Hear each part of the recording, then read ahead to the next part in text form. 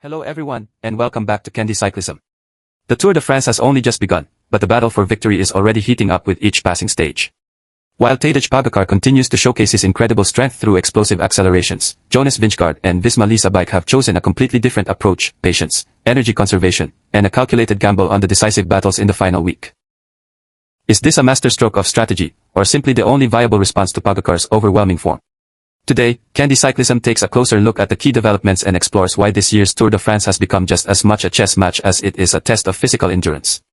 Following the sprint finish in Les Angles, the moment that caught Jimmy's attention wasn't Tadej Pogačar's victory itself, it was Jonas Vingegaard's reaction. After being dropped with less than 200 meters remaining, Vingegaard didn't look toward his accelerating rival. Instead, he glanced over his shoulder to check whether anyone behind him was about to overtake him. It was a subtle gesture, but one that revealed a great deal about the current state of this year's Tour de France. According to Jimmy, this wasn't a sign of surrender. Rather, it reflected the mindset of a rider who understood exactly where his limits were at that particular moment. Once he realized he couldn't match Pogačar's acceleration, the smartest decision was to protect his advantage over the other contenders instead of chasing in vain. Psychologically, however, the image still carried a powerful message. It suggested that Tadej Pogačar is forcing his rivals to rethink the way they race. Jimmy believes this is perhaps the most intimidating aspect of Pogačar's dominance. When a rider changes the way his competitors approach a race, he is no longer winning only physically, he is beginning to win the psychological battle as well. Compared to the 2023 Tour de France and last year's edition, the contrast is striking. Back then, Visma Lease aimed to control every aspect of the race. They defended the yellow jersey at all costs, fought for every available bonus second, and constantly applied pressure to Tadej Pogačar. That strategy brought them success, but it also forced the team to expend enormous amounts of energy over the course of 3 weeks. Jimmy considers it a double-edged sword. The harder you push your opponent, the closer you bring yourself to your own physical limits. This year tells a different story.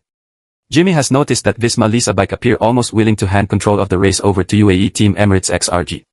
They haven't tried to defend the yellow jersey aggressively when they held it, nor have they organized relentless pace setting to neutralize every attack. This marks a significant shift in tactical philosophy. Jimmy genuinely agrees with this approach because the Tour de France has never been won after just 3 or 4 stages. This strategic evolution likely stems from changes within the team's leadership, with Mark Reif taking over tactical responsibilities from Grisha Nierman. The methods that Visma Lease successfully employed at the Giro d'Italia are now being adapted for the Tour de France. Instead of burning valuable energy during the opening week, the team intends to preserve its strength for the Alps in the final week, widely regarded as the decisive battleground for the overall title. According to journalist Raymond Kirchhoffs, the team's performance models indicate that Jonas Vingegaard's chances of winning improve significantly if he conserves as much energy as possible for the closing stages. That explains why Visma Lease have not responded to every one of Tadej Pogačar's attacks as they did in previous years. On paper, it's a logical strategy backed by careful scientific analysis. However, Jimmy also emphasizes one very important point. Cycling races rarely unfold exactly as computer models predict. The road is full of unpredictable variables that no algorithm can account for with complete accuracy. Across the first 2 road stages, Tadej Pogačar has done more than simply demonstrate superior strength, he has raced with remarkable confidence. In Barcelona, he was willing to let teammate Isaac Del Toro take the stage victory, showing that he was completely in control of the situation. Then, in Les Angles, he unleashed a decisive sprint to claim both the stage win and the yellow jersey. 2 very different endings, yet both delivered the same message: he is firmly in command of this race. Jimmy sees this as the hallmark of a champion competing with exceptional confidence and complete mental freedom. Another important factor was Isaac Del Toro's outstanding contribution. The young Mexican rider set an extremely high pace on the final climb, leaving Jonas Vingegaard's group nearly exhausted before Tadej Pogačar launched his decisive acceleration. It perfectly illustrates the extraordinary depth of UAE Team Emirates XRG's roster, where even domestiques are capable of making a decisive difference. Jimmy believes this is one of the team's greatest advantages over the rest of the field at this year's Tour de France. On the other hand, Sepp Kuss did everything he could to support Jonas Vingegaard, but his impact simply couldn't match what Isaac Del Toro provided for Pogačar. That highlights not only Tadej Pogačar's individual superiority, but also how efficiently UAE Team Emirates XRG are functioning as a complete unit. Even so, Jimmy does not believe this necessarily means Visma Lease have become a weaker team.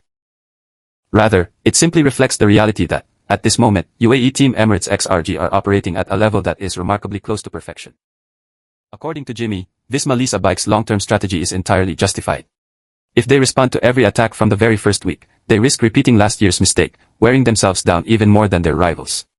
However, that strategy will only succeed if they can prevent the time gap from continuing to grow over the coming days. This is the one aspect that gives Jimmy some concern. If they lose too much time early in the race, even arriving at the final week in peak condition may not be enough to turn the Tour around. The biggest issue at the moment is that Tadej Pogačar is showing absolutely no signs of weakness. On the contrary, he is winning through sheer power, supreme confidence, and psychological dominance. Every victory places even more pressure on Jonas Vingegaard, making Visma Lease bike's plan to wait until the final week increasingly risky.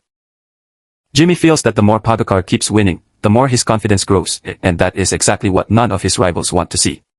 Jimmy's conclusion is that the Tour de France is far from over. The biggest mountain stages still lie ahead, and they have the potential to change everything. He still believes Jonas Vingegaard has the class and ability to mount a comeback if he reaches the final week in peak physical condition. At the same time, Jimmy has to acknowledge that, at this stage, the balance of power is clearly tilting toward Tadej Pogačar. It's not just an advantage in time, it is an advantage in form, confidence, and psychological momentum. In Jimmy's view, in elite-level sport, even the best strategy only has value if it is capable of defeating the strongest rider in the race. Right now, Tadej Pogačar is the benchmark that every rival is trying to surpass. From Candy Cyclism's perspective, the Tour de France is still a long way from being decided, and the brutal mountain stages ahead could completely reshape the general classification. However, based on what we've seen at Montjuïc and Les Angles, Tadej Pogačar currently holds the upper hand in terms of form, confidence, and psychological momentum, while Jonas Vingegaard and Visma Lease bike remain committed to their long-term strategy. Will their energy-saving approach eventually produce a dramatic comeback, or will Pogačar continue his dominance all the way to Paris? Let us know your thoughts in the comments below. If you enjoyed this analysis, don't forget to like the video and subscribe to Candy Cyclism to stay with us throughout this year's Tour de France for the latest news, in-depth analysis, and expert commentary. Thanks for watching, and we'll see you in the next video.